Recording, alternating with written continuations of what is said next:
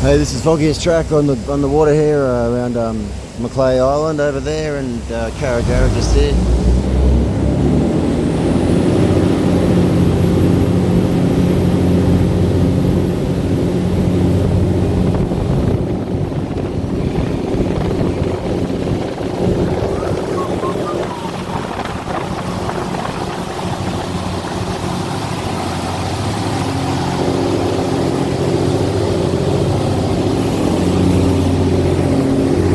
500 horsepower diesel, turbo diesel.